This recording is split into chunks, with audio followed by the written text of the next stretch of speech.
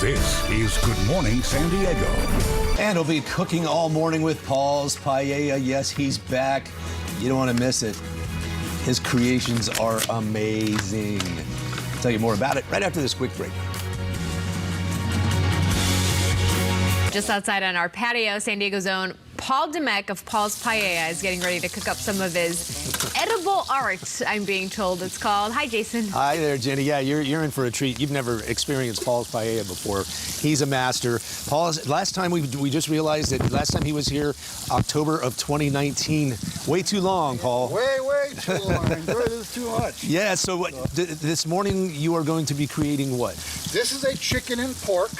That's the best tasting pie. Yes, it really. is. There's so many more. It is 32 inches. This is my smallest pan. I will, if you order this, I will give you a small 22 inch if you want a vegan or vegetarian. And how many people will this feed? 20 to 40 based on how much rice I put in. There's always leftovers with me. I believe in I know. leftovers. We all bring Tupperware. Yeah. I know I did. Good. So, and I can't get pancetta from Italy, unfortunately, supply line. So a little bit of pancetta or 2.5 pounds of thick cut bacon. That works for me. That works perfectly. It works for me. Yeah. Now So, you learned this. Let me make sure you're an Air Force veteran. Yes. And you were stationed where and what happened? I was stationed in Stuttgart, Germany, headquarters of UCOM, European Command, and I ran the Bulls one year, '94, and I lived off paella for a week. Didn't know what it was, but fell in love with it immediately. Just the efficiency of it, the aesthetics of it, and it'll taste wonderful. I've been making it ever since. Yeah. So I didn't become a business officially until 2017. I was that guy in the military you always went to for a promotion party, a military wedding, or a change of command ceremony. So, but, they blew up my vehicle in Baghdad in 2009. I figured it was time for another job. And so I started doing this, and it got real popular, and figured I better become a full-fledged business so I get the insurance. And I've been officially Paul's Paella since 2017. Well, it's so cool and we're going to be revisiting coming out here throughout the mornings because this really is going to become a work of art aesthetically, and it's so, you mentioned efficiency, but you can feed so many people out of this one pan. Yeah. And the food is amazing. Now, 40 of my Maltese portions, okay, which is probably a good 55 people, easy. Yeah. You got appetizers, whatever you want. Yeah. All right. Paul Demek, we will be back out on the patio to see you very shortly, and we're going to watch the progress throughout the morning. That's one of the one of the funnest parts, watching this come together. All right, Jenny, we'll send things back inside to you. Ooh, I can smell it all the way in here. Oh man, It kind of looks good. it looks really. It looks really good. It's going to look a lot better too. I like the pancetta. It sounds nice. That's I got paella connoisseurs. So, but this is going to work. This is definitely going to work. Oh yeah. Beautiful. All right, thanks, gentlemen. All right, see you later. Hey there. And Paul's Paella is back. Hasn't been here since October of 2019, but his paella is it's next level. It really is. Is he going to feed works of art? Everyone in the vicinity here of Kearny Mesa? No, just those in this building. No. Yes. It looks like there's going to be a lot of food, though. It is a lot of food. And if you're having an event, it's great because you watch him make it and you smell it being made, and then you see it's visually at the end. It's amazing. So something big is cooking on KUSI's patio. There it is. We're going to catch up with San Diego's own Paul's Paella when we come back.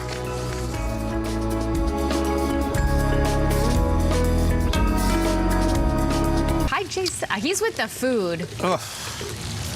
We've got Paul's Paella back in-house. Whoa. And then, okay, Paul, tell us where we are in the process. Well, I've cooked all my meat proteins, my two types of sausages, my chicken thighs, bacon, and marinated sausage. I added Irish butter to all that was rendered from that, including olive oil. Why Irish butter? It has more fat. Okay, good. That makes it better. Yeah. Sorry. No, it does. Okay. No. And to that, we are adding some mushroom and some of my homemade spice here.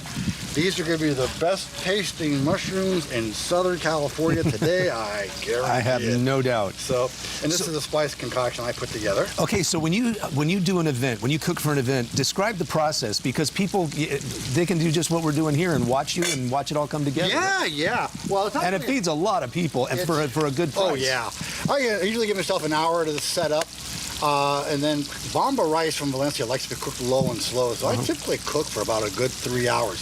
first thing you do is, if you're cooking with meat, you render all the juices out of the meat.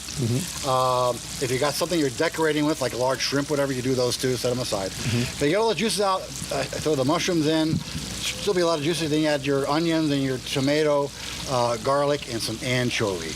Any Mediterranean dish with tomatoes, you gotta throw that anchovy in, right? Then your rice, and things that can cook in a stock, add your stock, just kind of wait. Okay, and at the end, it is an absolute work of art. It's beautiful. Well, I'm different in that regards. Yeah, I like to decorate the surface. But here's the thing. When people are thinking about, okay, food for an event, they're always thinking, how much per head? How much is it going to cost a head? So when you do an event, about how much is it a head? More people you got, the less it is. So, for example, my 52-inch pan, I can do 200 people for $9.95. Really? That is untouchable for a wedding. $10 a head for 200 people. Yeah, exactly. So, and as I go down to the 45, the 40, the 30, it becomes more. This is my smallest pan. It's a 32-incher. I could feed 40 people with this.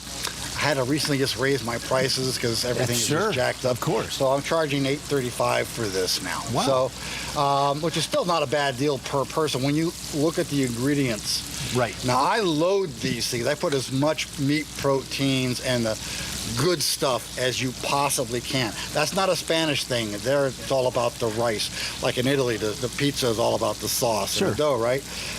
Americans is a nation of abundance. I'm throwing as much meat as this pan can handle. You're getting your money's worth. You're getting your money's worth, trust me. So, yeah. All right. Well, we're going to keep checking in throughout the morning. It is taking shape. Jenny, you're not going to believe this. Trust me. Jenny's never been here. I've never seen it, but one of our producers just sent me a photo of what it looks like at the end. Pretty amazing, huh? It's amazing. I can't wait. I'm going to hide this. You at home will have to wait. A work of art. Thanks, guys. We're going to check in with him throughout the morning. And we'll check in with Paul out on the patio again. Paul's Paella. He's whipping up one of his masterpieces. It's unbelievable. I'm excited for that. You should be. It's next level. We're going to be going to the patio to check on Paul's Paella. It is taking shape. No, that is rice. Oh, right. 2 bags of rice. Got 2 bags of rice. If that's salt, we're all in trouble. I was worried.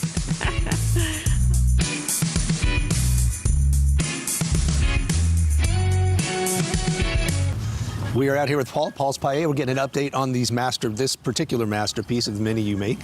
Where are we in the process now, Paul? All the meats are cooked, and the mushrooms are cooked in the juices that were rendered.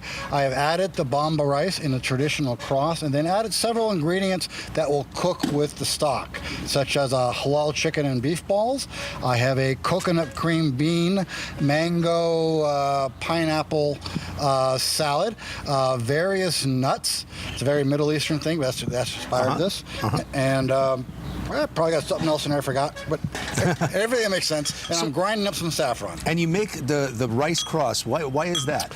Bomba rice requires 30% more liquid than other rice. Too much rice and the pan's not big enough for all the stock you'll need. So if you add the rice in a cross in a typical paella pan, if the rice does not go above the bolts on the handles, you're safe. Okay, good. Okay? Otherwise it'll cook right over the sides, huh? It will require more liquid. Yes, you can actually, as the rice expands, have liquid falling off. Right. So not good when you're in someone's patio.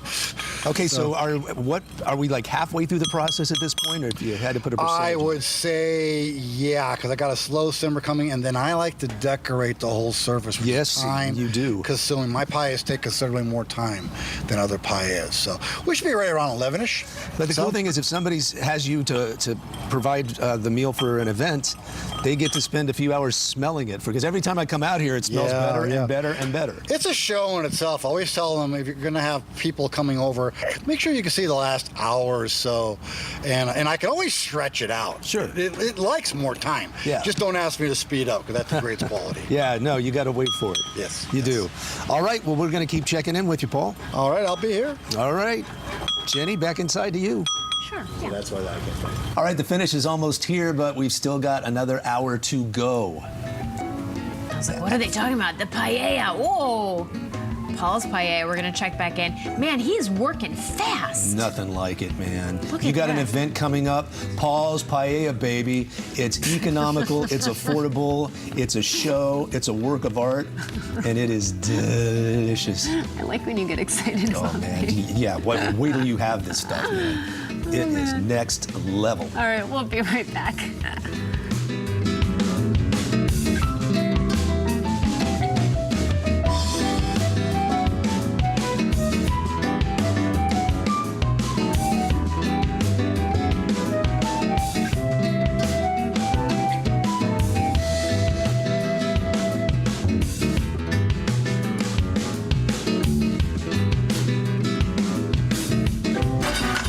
Hey, welcome back, everybody. He's not just a master paella chef. He's also an artist. Stick around.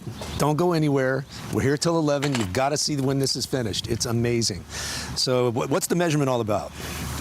It's 32 inches, so I know the center point is actually is about 16. I need that center. I use that as a guide for my molds because I decorate the whole that's surface. right. You remember that? So actually, here, a little piece of sausage. Gonna mark the spot, 15, 16. Right there. And that tells me, there we go. And folks at home are wondering, they're going, what is he doing? What is that all about? What is this? If you're a Spaniard, you're swearing right now, probably. So this is very, very, very unconventional. So what did you just pour in there? The liquid, and then you lit the fire? The big stock pot had my homemade chicken stock in it, in the small one. I took that saffron that I ground up with the various herbs and spices that I use, and I put it in here with some of the same stock so it will diffuse. That way I know my saffron is getting everywhere. Because saffron is key to the It's key, paella. and it's expensive. I don't like wasting it. So, that's right. But, now, one thing we talk about are the utensils, the pots you use. Talk about the significance of these. Sure. These pots are actually Korean makgeolli kettles, made from Korean wine. They make great stock pots. Tweezers for my decorating, cutting tools, for my vegetables. When I cook a paella at home, I usually have 100 pounds of beef behind me on a spit. Okay, and these are actually barbecue tools. My zombie tools from Missoula, Montana. Oh, so wow. I got my logo on them, in fact. But the pots that you use, there's a historical significance. They're really old, right? They're Korean. I got these before I knew I was going to be doing paella. I was in Korea. I love the pot, and I bought it. But this is, if you go to a Korean restaurant where they serve stews or soups, you'll see stock being brewed away in one of these. But they also make a rice wine with it called makgeolli. So it's also a makgeolli kettle. Okay. It's Korean, so it'll work just fine for what I'm doing. So what's the next step in the process here? The next step, well, I got some more molds to stick in there. And you see how I'm doing this particular design. I call it my mobile design because I got my next paella is going to be in Tampa, Florida. I'll bring this because this goes in my backpack real easy. And I just get my molds down there, and then I just basically use different vegetables to make make designs. Yes, so, and the design is what we want you to stick around for, everybody, because the finished product is... That is what makes me truly different from just about anyone else out there. All right, we're going to check back with you in just a little bit. All right. All right, Paul. Here, thanks a lot. We'll be right back with more Good Morning San Diego and Paul's Paella. All right, just outside on our patio, San Diego's own Paul Demek of Paul's Paella is getting ready to, well, he's been cooking up his edible arts. And Ginny is out there for the first time to talk to Paul and to smell his incredible art. Jenny, what do you think? I can smell it the second I walked out the door. It smells so good.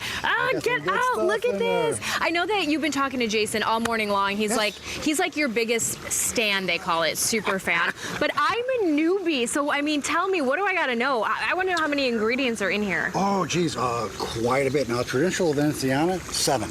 Okay. I'll typically have 20, 25. Oh my gosh! You know, I travel the world with the Air Force. I know what goes with rice, and it's just so much more. So I got prosciutto in there. I got bacon. I got chicken thighs. I got chicken, beef, halal meatballs. I got marinated pork. I got mango. I got pineapple. I got coconut cream.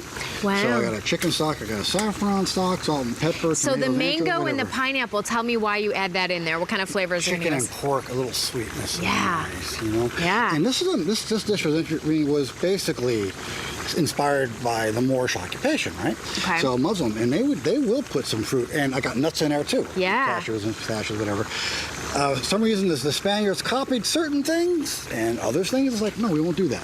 I don't know why. History is what history is. Yeah. You know. So, but I think it works. I'll stick it in there. I got a duck paella, a lamb paella, a negro with squid ink.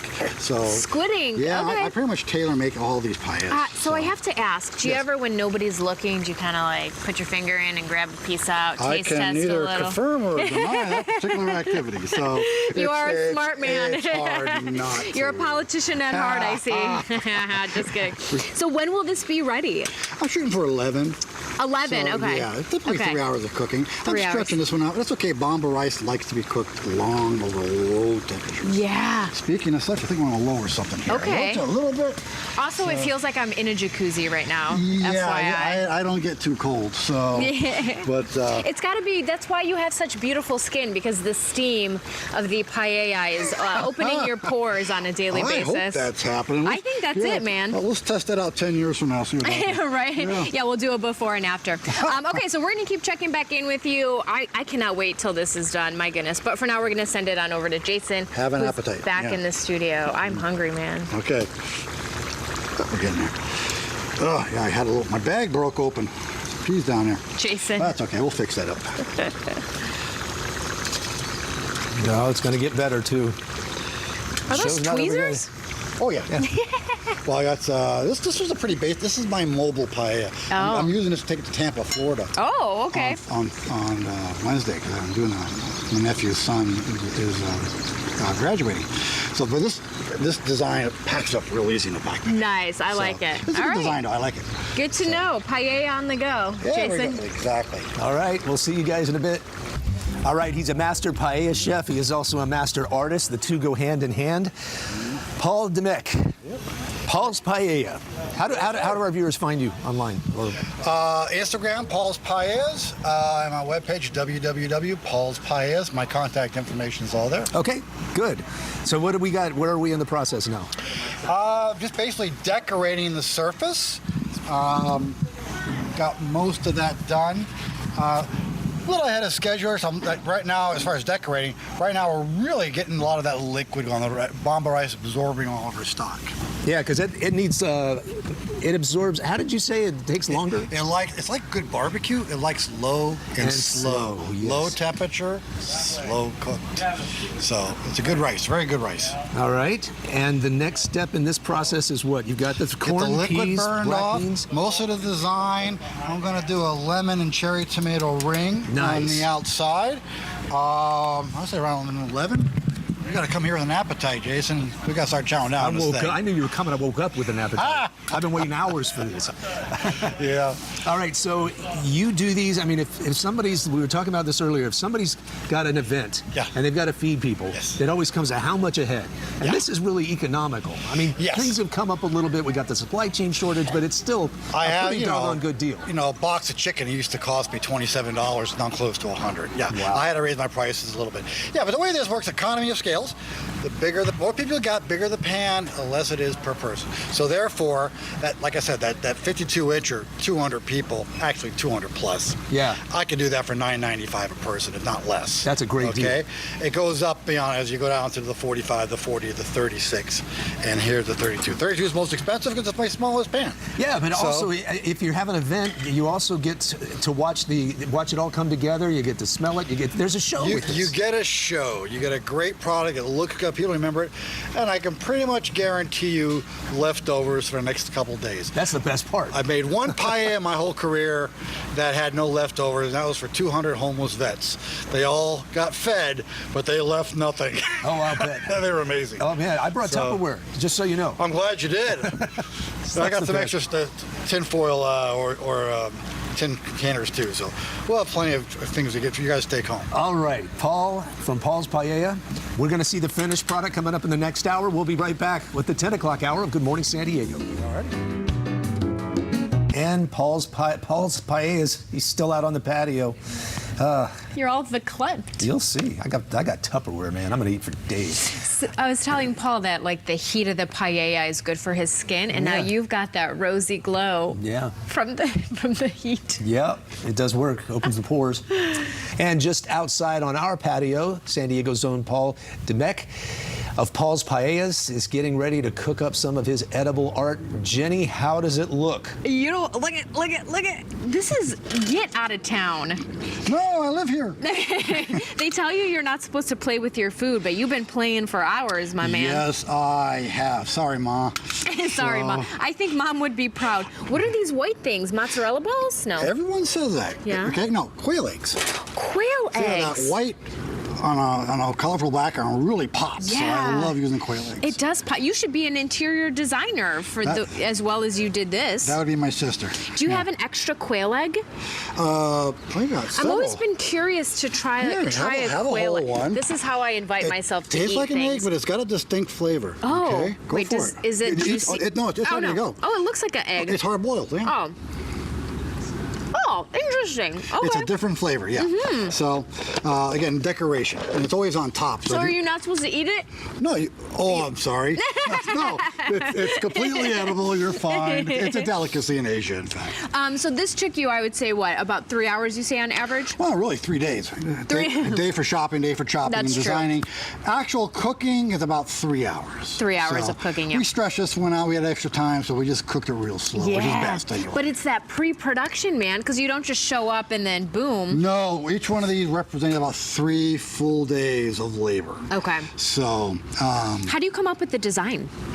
I've just been playing with this stuff over the years. Started off with cookie cutters and cake molds and cake rings.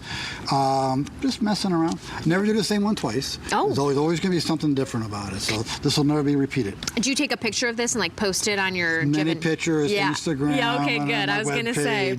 So it's like a woman in her outfit. If she likes her outfit, she's going to take a picture and post it. And this is a work of art, so you got to do it. Got to remember it. Yeah. I'm hoping we're going to check in with you one more time by the end of the show, because then we're going to actually. Well, that time we'll actually dig in this thing. I just got one last minute of crank heat to go on this. Cool. Get a little suck it out on the bottom. Cranked it up. And Jason came inside and he literally had like sweat stains just because of the heat of it. Now it's cooled down a little bit. Jason's a big fan of my paellas, especially this one, chicken and pork. He was, when he gets excited, it's so cute. He's like a little puppy dog. His tail's wagging. He's so excited. He'll be out here. But for now, we're going to toss it on over to break. But you at home, don't go anywhere, because you can watch us eat this monstrosity, this beautiful monstrosity, when we come back, when Good Morning San Diego returns. All right. It's a finished product. I promised you 4.5 hours ago that this was going to be worth the wait. You can't taste it. That's why you got to bring Paul in for your next event. It's affordable. It's amazing. It's a show. How do they get a hold of you, Paul? Again, look at my Instagram page or my webpage, www.paulspaellas, Instagram @paulspaellas. My number's there. Okay. So, and the contact information's there. Okay. So, easy enough. How much is this weigh? You know what? I've never picked it up. Really? Yeah. I feel like that would spell trouble. It would. Yeah, it probably would.